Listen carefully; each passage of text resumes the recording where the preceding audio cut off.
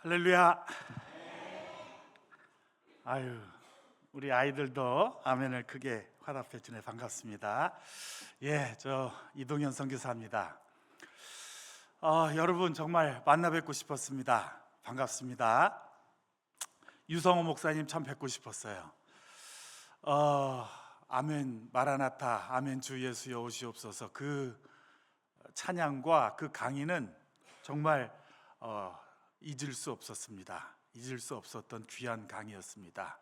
제가 여러분들에게 그냥 예의상 드리는 말씀이 아니라 제가 미얀마에서 그리고 어느 곳에서도 너무 깊이 인상 깊었던 너무 귀한 강의였고, 그 자리에 정말 성령께서 역사하셨고 우리 현지인 우리 사역자들 뿐만이 아니라 정말 함께 눈물 흘리며 너무 감격하며 헌신하며 감동하며 함께 나누었던 귀한 강의였고 찬양의 시간이었고 결단의 시간이었습니다. 그 귀한 교회에 함께 와서 여러분들과 함께 귀한 시간들 나누게 되어서 여러분들 뵙고 싶었고 너무 감사를 드립니다. 먼저 첫 번째 한 가지를 우리 말씀부터 한번 읽고 할까요? 우리 한번 오늘 말씀 요한복음 21장 1절로 11절까지 말씀 한 가지로 읽겠습니다. 시작. 그 후에 예수께서 디베랴 호수에서 또 이러하니라. 시몬 베드로와 디두모라 하는 도마의 사람 나다나엘과 세베대의 아들들과 또 다른 제자 둘이 함께 있더니 시몬 베드로가 나는 물고기 잡으러 가노라 하니 그들이 우리도 함께 가겠다 하고 나가서 배에 올랐으나 그날 밤에 아무것도 잡지 못하였더니 날이 새어 갈 때에 예수께서 바닷가에 서셨으나 제자들이 예수이신 줄 알지 못하는지라. 예수께서 이르시되 얘들아 너희에게 고기가 있느냐? 대답하되 없느니라. 이르시되 그리하면 잡으리라 하시니 이에 던졌더니 물고기가 많아 그물을 들 수 없더라. 예수께서 사랑하시는 그 제자가 베드로에게 이르되 주님이시라 하니 시몬 베드로가 벗고 있다가 주님이라 하는 말을 듣고 겉옷을 두른 후에 바다로 뛰어내니더라. 다른 제자들은 육지에서 거리가 불과 한 옷쯤 되므로 작은 배를 타고 물고기 든 그물을 들고 끌고 와서 육지에 올라보니 숯불이 있는데 그 위에 생선이 놓였고 떡도 있더라. 예수께서 이르시되 지금 잡은 생선을 좀 가져오라 하시니 시몬 베드로가 올라가서 그물을 육지에 끌고 올리니 가득히 찬 그 물고기가 53마리라. 이같이 많으나 그물이 찢어지지 아니하였더라. 아멘. 자, 오늘 저녁에 특별히 미얀마 이야기들을 좀 나누고자 합니다. 오늘 제목을 153의 기적이라고 했습니다. 특별히 먼저 말씀 나누기 전에 우리 예수 그 이름 교회, 여러분의 교회에서 사랑과 정성으로 미얀마에 지난 3월 28일 날 규모 7.7의 지진이 있었습니다. 그래서 많은 피해가 있었는데 그 지진으로 미얀마의 두 번째 도시 만달레이와 그 주변 도시들에 아주 가장 큰 피해가 있었고 여러 가지 큰 피해와 여러 가지 인명 피해들이 있었는데 여러분의 귀한 헌금으로 그 지역 사람들을 많이 도울 수 있어서 그 사역을 먼저 보고하도록 하겠습니다.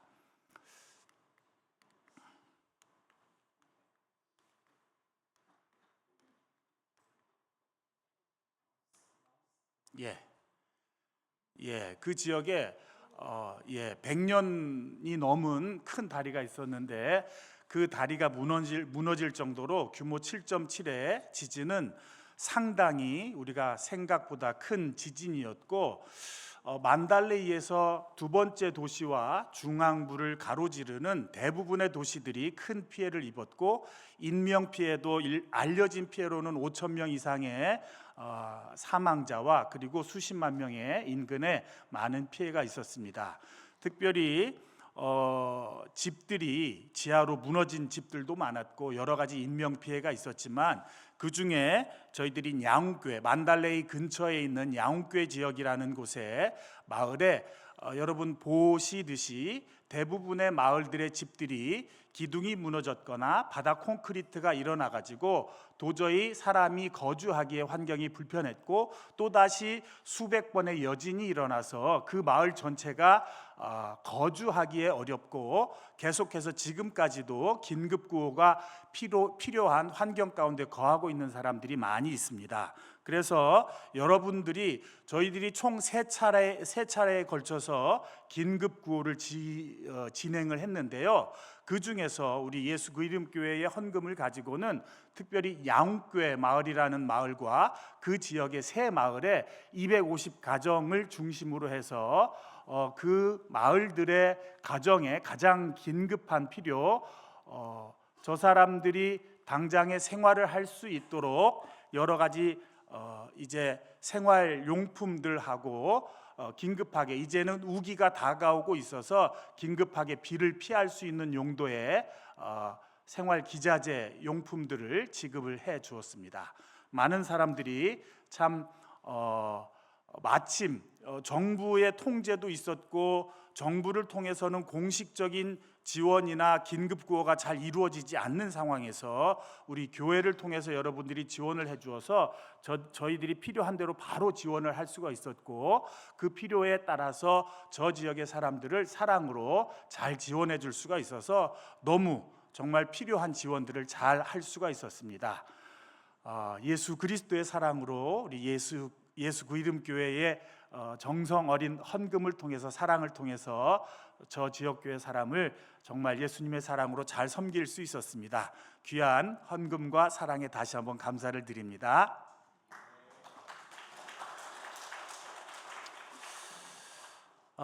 특별히 저는 미얀마에서 25년간 사역을 했습니다. 그러면서 25년의 시간들을 지금은 이제 또 특별히 지금 안식년을 맞이해서 올해 10월까지 한국에 지내면서 있다가 10월 달에 다시 미얀마에 되돌아 가려고 하고 있습니다. 특별히 지난 1년 동안 안식년을 보내면서 여러 가지 회복 그리고 정비를 하고 있습니다. 지나온 시간들을 많이 되돌아보고 하나님께서 남아있는 시간들 동안에 미얀마와 또 남은 시간 동안 하나님께서 어떤 일을 또 하나님께서 시키실지에 대해서 묻고 있고 하나님께 순종의 걸음을 한 걸음 한 걸음 내딛고 있는 중입니다.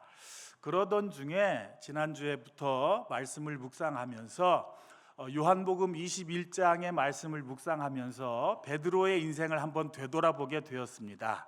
그러면서 베드로에게 예수님께서 처음 나타나서 고기 잡던 어부였던 베드로에게 예수님께서 나타나셔서 제자로 콜링하셨던 부분들을 보게 됩니다. 그러면서 예수님께서 베드로에게 그물을 던져서 고기를 낚으라고 몇 번 얘기하셨죠? 2번의 사건이 나오고 있습니다. 첫 번째, 예수님께서는 고기를 잡고 있던 베드로, 밤새도록 빈 그물을 낚고 있던 베드로에게 그물을 던지라고 했을 때 그물이 찢어질 정도로 많은 고기를 거두었습니다. 그 베드로를 제자로 부르시면서 이제는 고기가 아니라 사람을 취하는 일로 너를 사용하시겠다고 제자로 부르시는 모습을 바라보게 됩니다. 그 모습에 저는 베드로의 입장이 되어서 제 모습을 한번 되돌아보게 되었습니다. 저는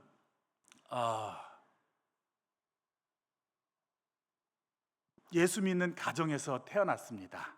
그러면서 아버지는 장로님이시고 어머니는 권사님이시면서 예수 믿는 가정에서 쭉 잘 살게 되었습니다. 청소년기를 방황을 하면서 청소년기를 보내게 되었고 방황 끝에 정말 뜨겁게 예수님을 만나서 헌신을 하게 되었습니다. 결국에는 정말 뜨겁게 예수님을 만나게 되었고 헌신하여 예수님, 저는 선교사로 제 삶을 하나님 앞에 드리면서 살아가겠습니다. 그래서 선교사로 헌신을 하게 되었습니다.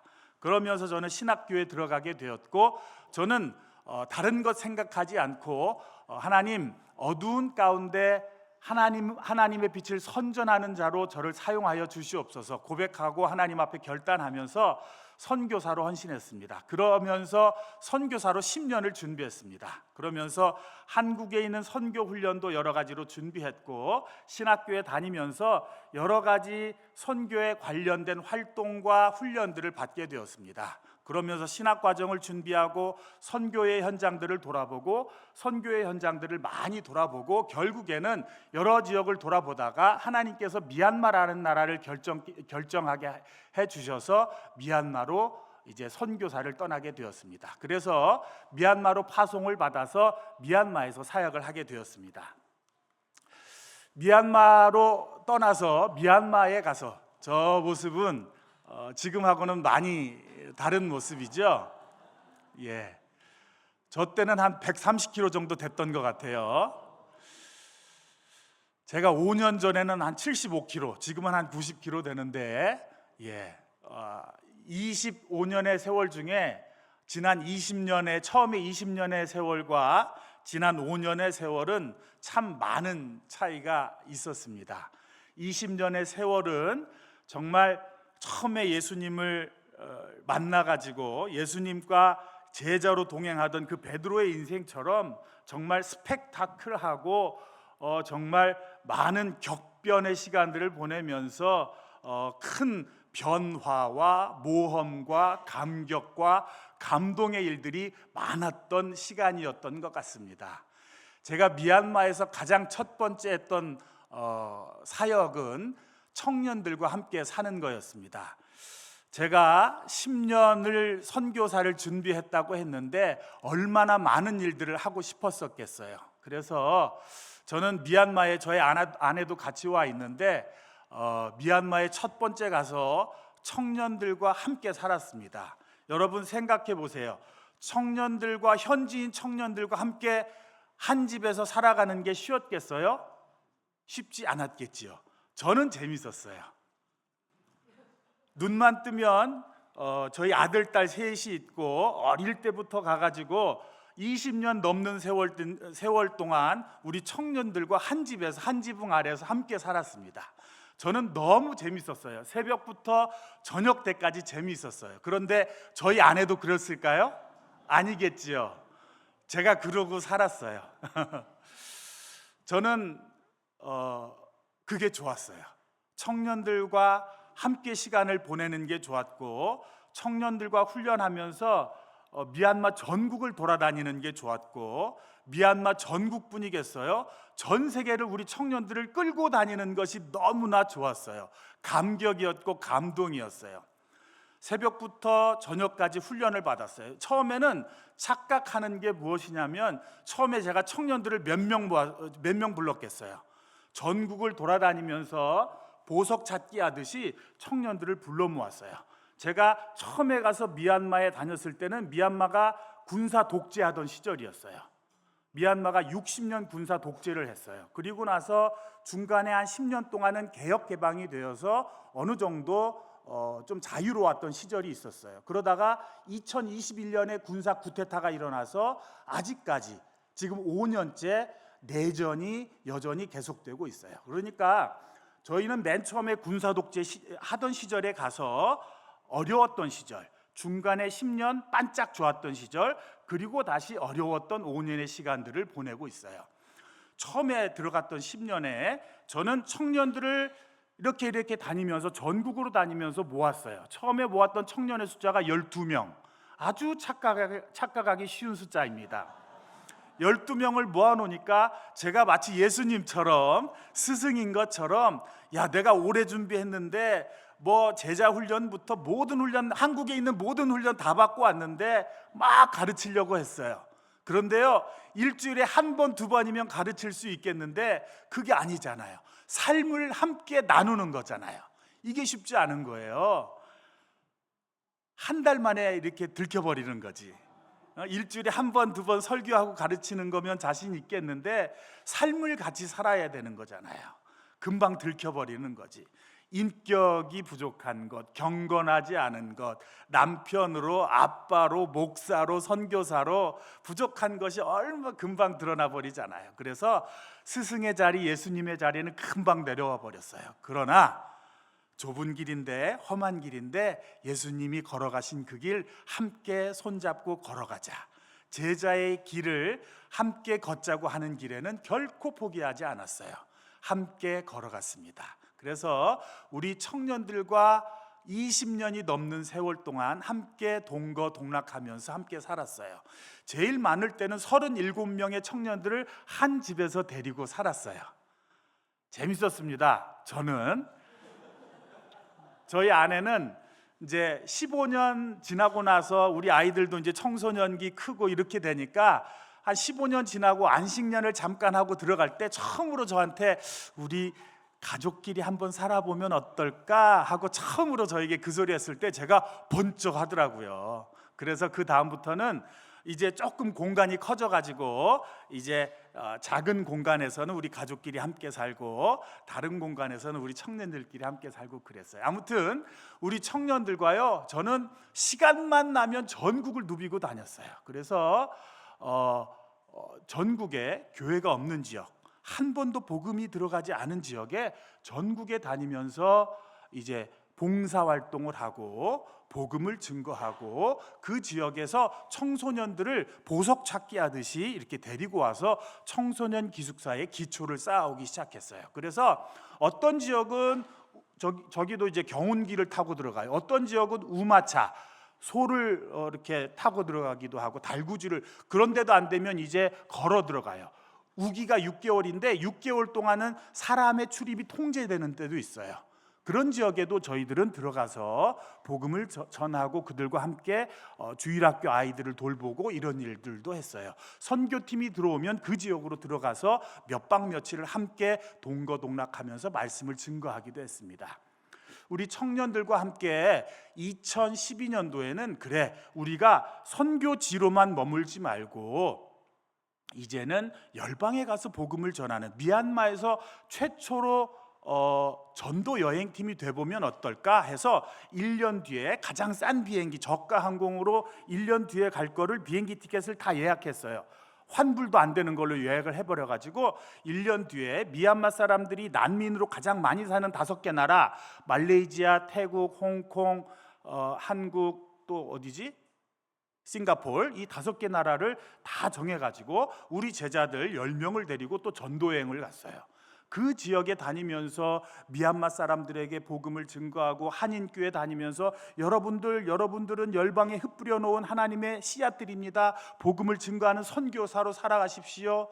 그리고 흩뿌려진 미얀마 사람들을 향해서도 여러분들은 미얀마 나라가 싫어서 탈출했지요. 그러나 여러분들이 탈출했다고 거기에 진리가 있는 게 아니에요. 예수님께서 여러분들을 이곳에 흩뿌려 놓으셨어요. 여러분들은 이곳에서 자라나셔서 언젠가는 다시 복음을 들고 미얀마 땅에 와서 다시 한번 하나님의 일꾼으로 세워주셔서 복음을 증거하는 자로 하나님께서 여러분들을 사용하실 것입니다. 그렇게 증거했습니다. 그래서 우리 청년들, 그런가 하면 또 2008년도 나기스가 있었을 때 많은 미얀마의 사이클론 나기스가 왔을 때 하루 저녁에 13만 8천 명이 죽고 250만 명의 이재민이 발생하는 큰 사건이 있었어요. 그때도 우리 청년들과 함께 가장 피해가 심한 지역에 가서 긴급 구호를 했어요. 3달 동안 매일 하루도 빠지지 않고 긴급 구호를 왔다 갔다 하면서 10만 명의 사람들을 살릴 수가 있었어요. 살렸다는 게 무엇이냐면 지금처럼 지진 피해 지역 갔던 것처럼 저희들이 매일 새벽마다 한국교회가 이렇게 헌금한 것들을 가지고 새벽마다 구호품을 싸가지고 저희들이 가서 전하면 살 수 있고 전하지 않으면 죽을 수밖에 없는, 아무것도 먹을 게 없는, 정말 죽음에 거의 다다른 사람들에게 긴급한 식량을 살리고 그들을 구호하는 일, 그들에게 의료품을 나누어지는 일들을 했었어요. 그래서 3개월 뒤에는 초등학교도 13개 학교를 지어주고 하는 일들까지 우리 청년들과 함께 했었어요. 우리 청년들과 함께 예배 공동체로, 그리고 우리 어성경, 우리 생터성경 사역원, 우리 현지인 강의뿐만 아니라 우리 말씀 사역도 열심히 해가지고 미얀마의 교단에 이 일들을 보급하고 전하는 일들까지도 미얀마에서 왕성하게 이 사역들을 전했습니다. 아까도 말씀드렸듯이 우리 청년들을 데리고 미얀마의 구석구석 말씀을 증거하면서 하나님께서 보여주는 곳이 있었어요. 미얀마에는 미얀마가 우리 대한민국보다 7.5배가 커요. 67만 평방킬로미터예요. 상당히 큰 나라예요. 그런데 초등학교밖에 없는 데가 너무 많아요. 그래서 똑똑하고 정말 초롱초롱한 어린아이들이 초등학교밖에 갈 수 있는 학교가 없어요. 그래서 초등학교만 졸업하고 나서는 그냥 소를 키우거나 아니면 들판에 가서 놀거나 아니면 냇가에서 수영하고 노는 게 이 다반사, 학교도 가지 않고 일도 없는 아이들이 너무나 많은 거예요. 그래서 지역에 다니면서 저희들이 방문하는 지역에서 똑똑한 아이들, 아니면 마을에 교회가 있는 지역이면 목사님이 추천하는 아이들을 추천받아가지고 지역에서 아이들을 데리고 왔어요. 아까 우리 유성 목사님 오셔서 현지인 강의했던 그 지역에 청소년 기숙사를 저희들이 시작을 했어요. 그래서 지역에 있는 아이들 50명에서 70명 사이의 아이들을 2001년도부터 받아들였어요. 그래서 그 아이들을 전국에서 불러 모았어요. 제가 선교학에도 나오지 않는 용어를 하나 만들어냈어요. 뭐냐면 인질작전이라 그래가지고 저희들이 복음을 전하는데 복음을 도저히 받아들이지 않는 지역이 있어요. 아주 강한 불교도 지역이고 마을의 승려들이 마을의 지도자 역할을 하는 지역은 도저히 복음을 증거하려고 해도 도저히 복음을 완강하게 거부하는 지역들이에요. 그래서 이 지역을 들어가기 위해서는 접촉점이 필요한데 이 접촉점이 생기지 않는 거예요. 그래서 아이들을 접촉점을 삼아서 인질처럼 데리고 와요. 그래서 아이들을 사랑으로, 말씀으로 정말 강제로 개종교육을 하지 않아요. 사랑으로 잘 양육하잖아요. 이 아이들이 1년, 2년 안쪽에 예수님을 다 영접해요. 그리고 정말 예수님 때문에 이 아이의 인생이 바뀌기 시작하고요. 사랑과 말씀으로, 교육으로 잘 양육할 때, 저 미얀마에는 전기 없는 지역이 많아요. 지금도요, 전기가 4시간밖에 안 들어와요. 지금 4년 전에 내전이 시작돼가지고 미얀마의 상황이 너무 안 좋아서 대도시 지역도 4시간 전기 들어오고 4시간 전기 안 들어오고 4시간 전기 들어오고 지방 같은 지역에는 거의 전기가 없는 지역이 많아요. 그래서 저희 기숙사 시작할 때도 전기가 없어요. 그래서 저녁에는 저녁 6시부터 저녁 10시까지만 발전기를 틀어가지고 형광등을 켜줘요. 그러면 우리 청소년 아이들은 그때부터 열심히 공부해요. 10시가 딱 넘잖아. 그러면 대학 시험 봐야 되는 아이들은 랜턴을 켜거나 아니면 촛불을 1인당 몇 개씩 나눠주면 촛불을 켜고 촛불 밑에서 공부를 해요. 어떤 아이들은 보름달이 밝으면 보름달 밑에서 책을 보기도 해요. 이런 거 우리는 상상도 못하지. 여기 있는 우리 중고등부 학생들 잘 들으세요. 불 켜졌을 때 공부 열심히 해야 돼요. 그런데 너무너무 열심히 공부하는 거야. 그렇게 교육 여건이 좋지 않은데도 공부하면 인생이 바뀐다는 걸 알아. 그래서 자기가 지방에 있을 때는 공부하고 싶어도 공부할 학교가 없었고 공부할 여건이 안 됐는데 아이들이 공부할 수 있는 여건이 되고 맛있는 것을 정말 부모의 사랑 이상으로 따뜻하게 교육 이렇게 보살펴 주니까 아이들이 얼마나 열심히 공부하는지 몰라요. 그래서 이 지방에 있는 아이들을 사랑으로 잘 양육하면서 이 아이들을 가르쳐 주기 시작했어요. 이 아이들이 데려온 지역을 대상으로 저희들이 교회를 개척하기 시작했어요.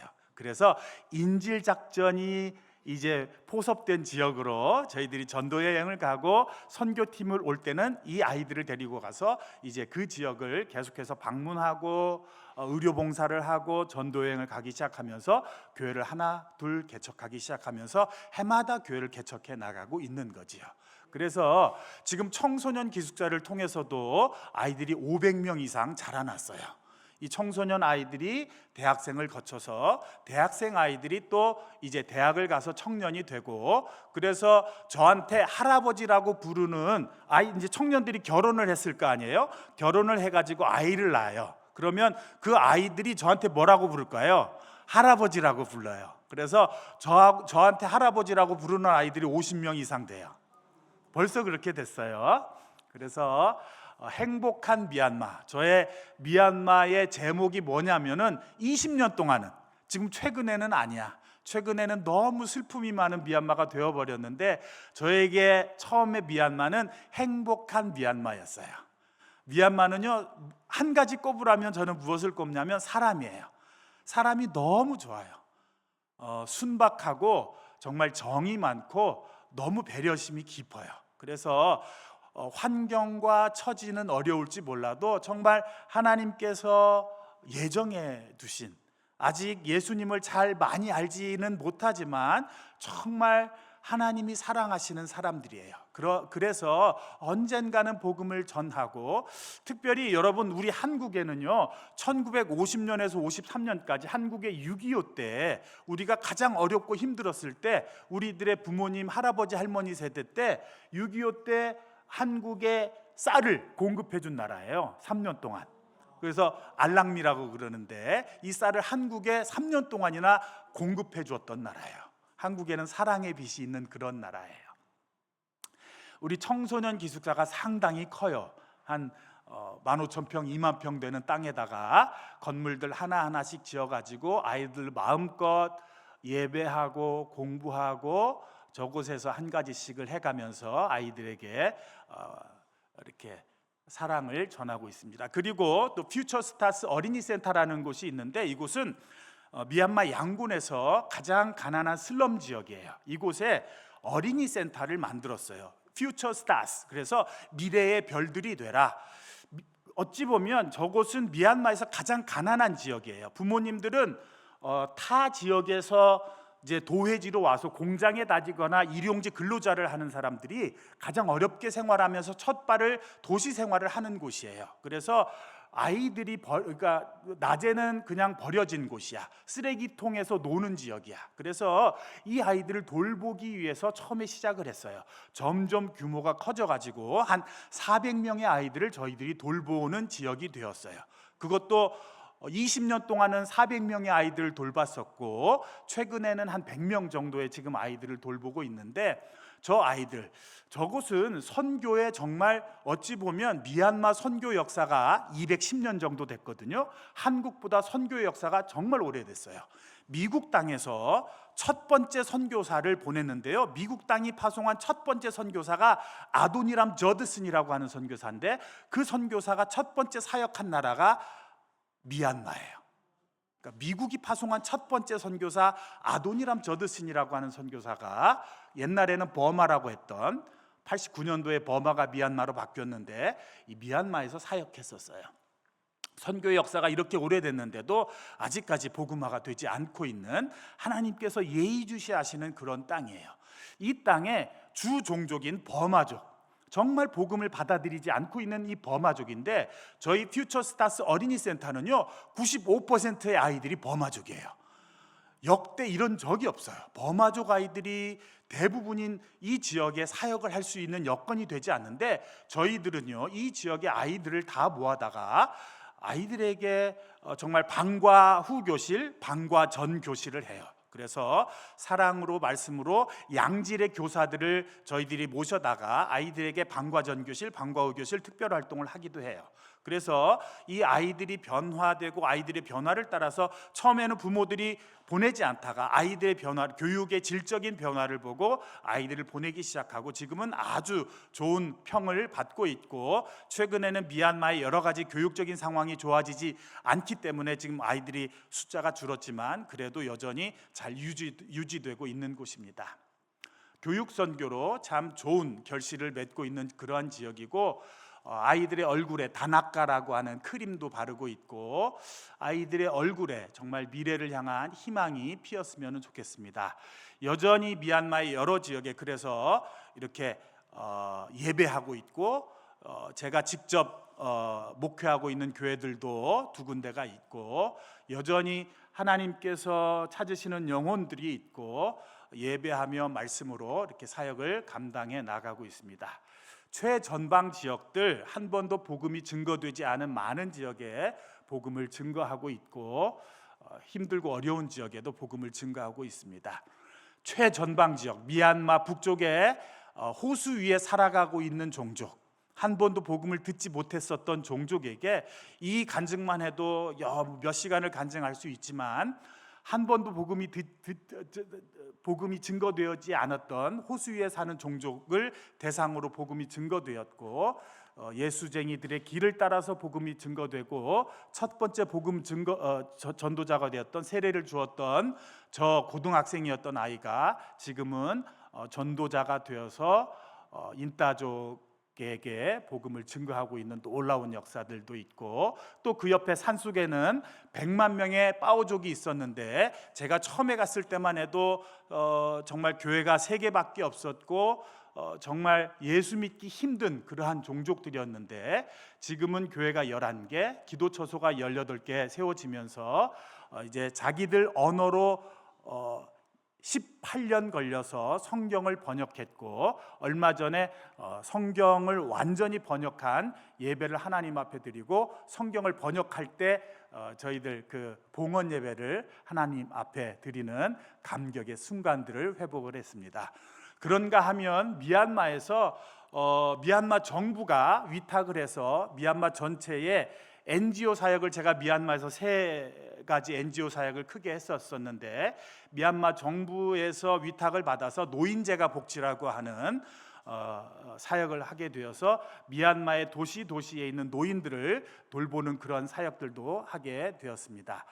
그런가 하면 미얀마에서 대학 사역도 하게 되었었는데, 이 사역은 미국에 있는 미성대학교라는 대학교와 양곤에 있는 학생들 브랜치를 사역도 하게 되었었고, 2016년도에서 2020년까지는 미얀마의 국제대학을 설립 준비하면서 미얀마의 규모 있는 국제대학을 하다가 미얀마의 2020년 쿠데타가 발발하면서 이 사역이 중단되는 아픈 시간들도 겪게 되었습니다. 2020년에 정말 2021년 2월 1일 날 큰 정말 어려운, 저에게는 너무나 큰 충격적인 이제 사건이 일어나게 되었는데, 이런 일이 있으리라고는 상상을 하지 못했었는데, 하나님께서 이끄시는 그 경륜들, 미얀마를 구원의 역사를 이루어 가시는 수레바퀴를 통해서 미얀마 전 지역에 하나님의 복음의 역사들을 다 이끌어 가시는 줄 알고, 그 구원의 역사 가운데 저를 하나님께서 강하게 붙들어 사용하신다고 저는 굳세게 믿고 열심히 사역을 감당했었는데, 어느 날 갑자기 그 일이 중단이 된 거예요. 2021년 2월 1일 날 미얀마가 쿠데타가 일어나면서 모든 사역이 다 스톱이 되어 버렸어요. 그래서 미얀마의 현재도 미얀마 전국의 한 75%는 내전 지역이에요. 곳곳에 게릴라전이 일어나고 있고, 대도시 지역에도 여전히 폭탄 테러가 일어나고 있고, 정말 위험한 지역들이 많이 있습니다. 곳곳에 비행기, 전투기로 폭격이 일어나고 있어서 난민들이 많이 있어요. 그래서 최근에는 저희 북쪽에 있는 센터에는 난민 사역들을 하고 있어요. 전쟁 폭격으로 있었던 마을들의 수백 명의 사람들이 피난을 오면 그 피난민들을 옮겨다가 난민으로 돌보는 사역들을 저희 센터에서 하고 있는 그러한 형편이 있습니다.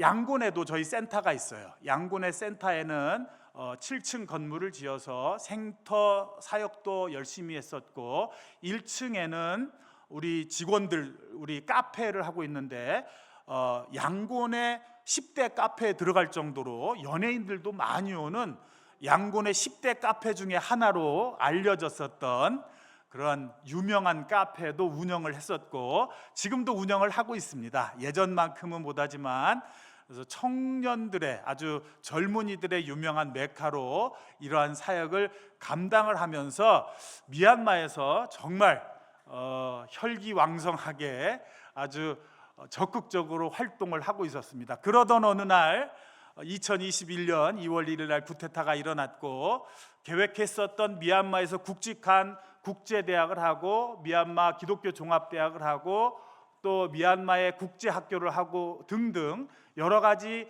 큰 프로젝트들이 한순간에 스톱이 되었고, 저희 청년들과 함께 각 지역을 함께 사역을 했던 150명가량 되었었던 풀타임 스태프들도 미얀마 정부가 갑자기 정부군과 반정부군들 소수 종족군이 전투를 하게 되면서 병력들이 모자라니까 강제 징집을 하게 됐는데 18살에서 35살 사이에 청년들을 남자뿐만이 아니라 여자들까지도 강제 징집을 하게 되었어요. 처음에는 지역을 골라서 5,000명씩 징집을 한다고 하더니 청년들이 점점 외국으로 빠져나가고 도망가기 시작하자 이제는 트럭을 몰고 다니면서 아무 곳에서나 잡아가기 시작했어요. 그러니까 청년들은 집에 숨어 있거나 아니면은 해외로 탈출하기 시작했어요. 여건과 상황이 되는 사람들은 어떻게 해서든지 여권을 만들고 비자를 만들어서 비행기 타고 도망을 갔고, 그렇지 못한 사람들은 국경을 넘어서 우리들이 가고자 했었던 태국과 말레이시아, 예전에 우리 청년들을 데리고 전도여행 떠났던 그곳으로 수백만 명이, 예를 들면 500만 명이 탈출을 하기 시작했습니다. 우리 청년들 대부분의 스태프들도 태국으로, 말레이시아로, 한국으로 떠났어요. 제가 부모래도 어떻게 하겠어요? 그렇죠? 미얀마에서 더 이상 희망을 가지고 할 수 있는 일이 아무것도 없게 되었어요. 하나님은 미얀마를 향하신 구원의 계획이 있으시고 그 일의 중심에 저를 붙들어서 사용하시는 줄 알았어요. 제가 미얀마 땅을 제 손에 안고 지구본을 돌리듯이 하나님, 제가 미얀마를 하나님 열심히 사역할 수 있겠지요, 제가 감당할 수 있겠지요, 이랬었던 그 저의 모습 속에서 하나님은 그렇게 좌충우돌하면서 물속에 퐁당 빠졌던 베드로의 모습을 바라보게 하셨어요. 실수하고 닭 울기 전에 3번 부인하던 그 베드로의 모습을 여전히 바라보게 하셨어요. 그리고 나서 예수님이 자기 생각하고는 전혀 다른, 그 자기의 이상하고는 전혀 다른 예수님의 하나님 나라를 이해하지 못한 채로 3년 동안 예수님을 따라다녔던 베드로의 모습, 예수님은 십자가를 얘기하시고 하나님 나라를 이야기하지만 여전히 그 제자들은 좌편과 우편에 자기의 큰 자리만을 생각하고 있던 그 어리석은 모습들, 그 겹치는 혼돈의 상황들을 겹쳐가고 있었습니다. 그러던 어느 날 예수님이 십자가에 달려 돌아가시고 자기는 부인하고, 예수님이 달려 돌아가신 이후 부활하셔서 제자들에게 나타나셨지만, 보여주셨지만, 부활하신 예수님을 발견하고도 11명 남은 제자 중에 여러분 7명이 다시 그 자기의 어촌으로 돌아가서 고기 잡고 있어요. 그리고 오늘은 빈배가 되어서 밤새도록 고기 잡았는데 다시 빈배가 된 모습으로 예수님 앞에 나타납니다. 제가 빈배가 되어버렸어요. 제 생각하고 예수님 생각하고 너무 다른 것 같아요. 하나님께서 역사하시는 저는요, 하나님께 붙들려 사용된다고 그렇게 떠들고 다녔는데, 전 세계를 다니면서 코스타 집회하면서 조국의 청년들을 한국의 부흥의 하나님의 일꾼으로 세운다고 전 세계를 다니면서 사역하고 다니고, 한국에서 선교를 동원하고 그 많은 청년들을 세워가고 미얀마에서 일꾼들을 전국을 다니면서 사역하고 다니면서도 충격이 왔어요. 어느 날 제가 미얀마 쿠데타 일어나고 난 뒤에 여러 가지 제 몸과 마음에 큰 충격이 왔습니다. 고통이 왔고 아픔이 왔어요. 종양이 생겼고 수술을 했어요. 그래서 10시간 넘는 수술을 했고 뭐 장기 중에 여러 가지를 이렇게 해가지고 1년 넘는 시간 동안에 아팠고 55kg가 빠졌어요. 그래서 그리고 정신적인 충격이 왔습니다. 제가 4년간 우울증과 공황장애 때문에 누워 있었어요. 거의 누워 있었어요. 그리고 4년 동안 수면제 없이는 잠을 자지 못하는 수면 장애를 앓았습니다. 제가 한 달 전에 약을 끊었어요. 한 달 전에. 그리고 공황장애를 앓고 나서 한참 있다가 갑자기 침대에 붙어서 암막 커튼 치고 한 10개월은 누워 있었어요. 그러던 중에 어느 날 밥을 먹으려고 일어나는데 이렇게 천정이 돌기 시작했어요. 이석증이죠. 예, 이석증. 너무 어지러워서 또 정말 어지러워서 힘들어서 죽는. 그러던 중에 또 몇 달, 한두 달 지나는데 너무 등 뒤가 너무 막 칼로 도려내는 듯이 아픈 거예요. 또 대상포진이 왔어요. 심장 뒤로 와가지고 위험했다고 그러는데 너무 힘들었어요. 그리고 그러는 사이에 이전에는 저에게 그렇게 제가 미얀마를 잘 섬겼고 미얀마 선교사들을 돌보았고 많은 선교사들을 후원 그리고 이렇게 했었는데 그 선교사들로부터도 이제는 처음에는 질투였는데 여러 가지 비난을 받게 되었어요. 미얀마에 이제까지 내가 벌려놨던 일들이 무너지면서 오히려 손가락질을 받게 되었고 비난을 받게 되었고 제 설 자리가 없어졌어요. 그래서 너무너무 힘든 시간들을 보냈습니다. 빈배였어요. 남는 게 아무것도 없었어요. 그 시간들을 4년 넘게 보냈습니다. 그러면서 이렇게 제가 어디 강단에도 사실은 서지 못할 정도로 4년에 이렇게 또 약을 복용하고 이러니까 기억력도 좀 없어지고 언어적인 좀 장애도 오고 어디 가서는 제가 예전에는 제가 아주 집회도 잘했습니다. 지금보다 한 10배는 잘했는데 그렇게 되고 여러 힘든 시간들을 보냈습니다. 그런데요, 하나님이 드디어 한 달 전에 약을 끊게 하셨고요. 제 안에 미얀마가 저는 사라졌다고 느꼈어요. 제가 그렇게 사랑했던 미얀마, 저는 내 사랑 미얀마라고 그랬고 행복한 미얀마라고 그랬고 저는 은퇴도 없었어요. 저는 미얀마에서 그냥 죽으려고 그랬었어요. 제가 무덤 자리까지도 다 마련해 놓고 저희 제자들에게는 야, 여기 내 땅이니까 내가 양화진처럼 내가 꼭 위에서 바라볼 거니까 너희들 잘해, 이런 자리까지 다 약속해 놓고 그랬었는데 선교사들 무덤도 제가 다 막 하고 그랬었는데 이제 하나님께서 오늘 말씀 21장의 말씀, 아직 내 양을 먹이라까지 가지 않고 오른쪽에 그물을 던져라, 이 말씀을 저에게 주십니다. 그래서 153마리의 물고기를 저에게 말씀해 주세요. 여러분, 그물을 2번 던지는데 첫 번째 그물하고 두 번째 그물하고 차이가 뭘까요? 좀 틀린 것 같아요. 그죠? 첫 번째 그물 찢어지고 두 번째 그물 안 찢어진 차일까요? 첫 번째 그물은 셀 수가 없었고 두 번째 그물 153 숫자의 차이일까요?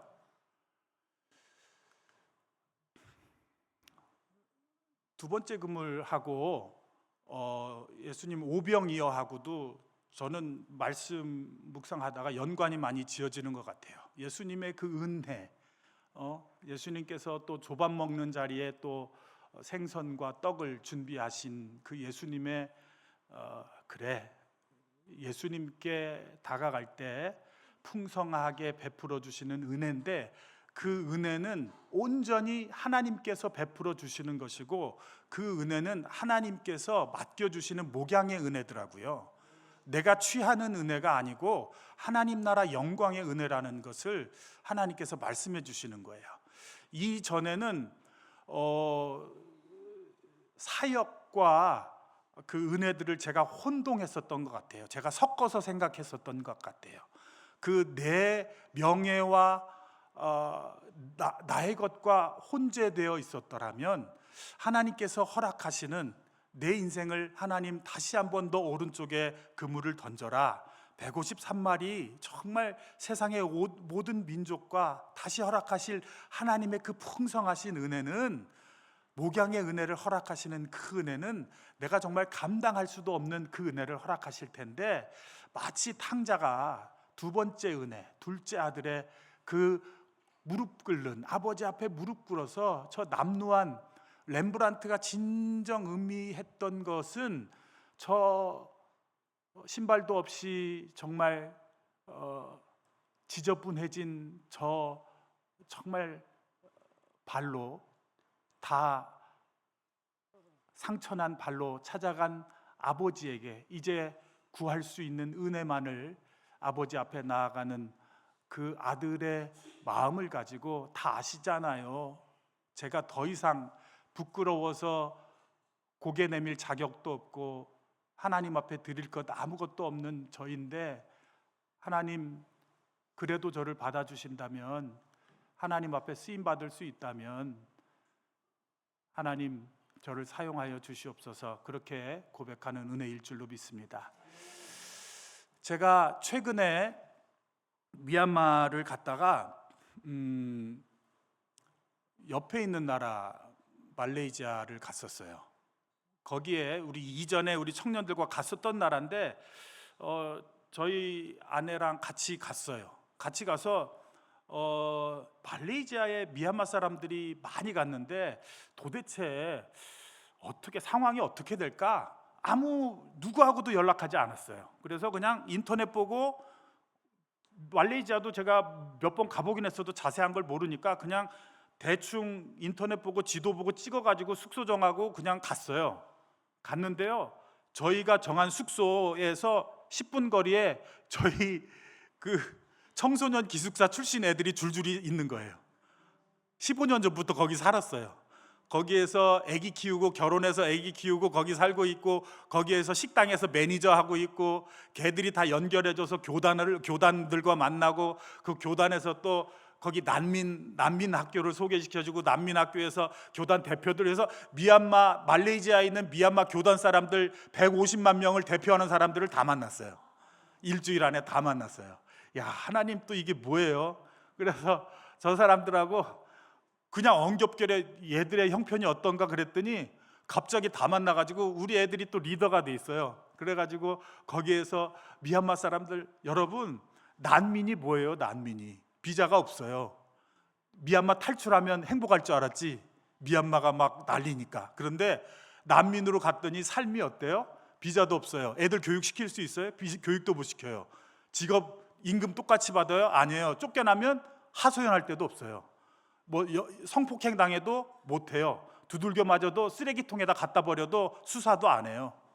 정말 인간 취급 못 받고 살아가는, 정말 그러고 있어요. 그래서 직업기술학교도 필요하고, 잠깐 머물 수 있는 쉘터도 필요하고, 언어 학교도 필요하고, 막 이런 거예요. 그래서 하나님, 제가 뭐 규모 있게 뭘 할 수 있지는 않지만 그래도 렌트비 한 달 정도 낼 수 있으면 아이들 뭐라도 좀 돌볼 수 있게, 아니면 그 직업훈련 학교라도 할 수 있게, 하나님 나중에 그런 꿈만 가지고 오고 있어요. 그래서 그 사람들 대표들 다 만나가지고 저곳에서 하고 있습니다. 그래서 하나님, 제가 이제 10월 달에 미얀마로 되돌아갈 텐데, 미얀마로 가면 미얀마에 뿌리를 두겠지만 또 흩어진 미얀마 사람들, 디아스포라라고 그러는데, 유대인 디아스포라처럼 흩어진 미얀마 사람들을 위해서, 또 그 뿌리들을 위해서 그들에게 복음을 증거하고 다시 조국을 향해서, 열방을 향해서 하나님의 사람들로 키워낼 수 있는 일들을 감당케 하실 수 있으면 하겠다라는 마음을 품습니다. 여러분, 제가요 한 달 전에 우리 선교사님들 몇 분하고 그냥 사랑의 중보기도라는 거 했어요. 그때 좀 아픈 사람 나오래요. 그래서 제가 나갔어요. 근데 기도 제목도 물어보지도 않아요. 근데 전 속으로 제가 이 공황장애 4년 차에 이 불면증 그 약이 독하잖아요. 먹고 이제 그것도 4년 차 먹는데 이 저녁에 수면제만이라도 좀 끊고 싶었어요. 근데 한 달 전에 저 중보기도 하고요, 그날 저녁부터 약 끊었어요. 그랬는데 그날 저녁부터 약 안 먹고 자요. 그리고 나서 그 다음날 제가 제 아는 사람이 고깃배가 있어서 낚시 갔는데 저 광어 잡았어요. 광어 크죠? 예. 이제 그물을 오른편에 던져라. 여러분, 왜 오른편일까요? 예. 대부분 언제나 오른편에 던져요. 밤새도록 오른편에 던졌는데 허탕질 했잖아요. 그랬는데 또 오른편에 던지래요.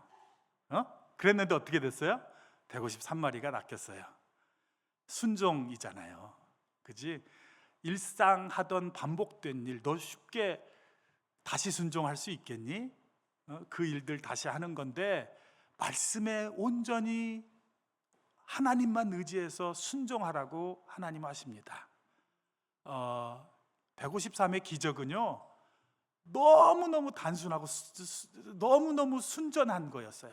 하나님 말씀 앞에 순종하는 것, 예수님의 말씀 앞에 순종하며 나아가면 하나님께서 놀라운 기적을 우리를 통해 이루어 주실 것입니다.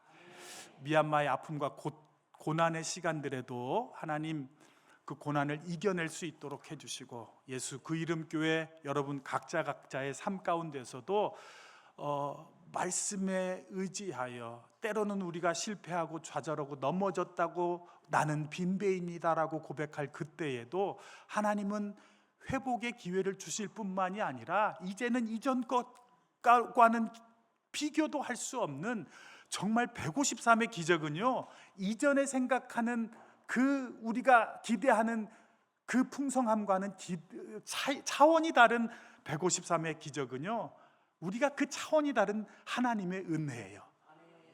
그 풍성한 은혜들을, 그 기적들을 우리의 인생을 통하여 하나님께서 경험케 해 주실 것입니다. 우리 함께 기도하고 또 계속해서 우리 기도의 시간으로 나아가도록 하겠습니다. 우리 한 가지만 통성으로 함께 기도하고 계속해서 기도의 시간으로 나아갈 텐데, 하나님 153의 기적을 우리 인생 가운데 허락해 주시고, 특별히 우리 미얀마 가운데 153의 기적으로 하나님 미얀마가 인도함 받을 수 있도록 주님 은혜를 베풀어 주시옵소서. 함께 기도하겠습니다. 살아계신 아버지 하나님 감사합니다.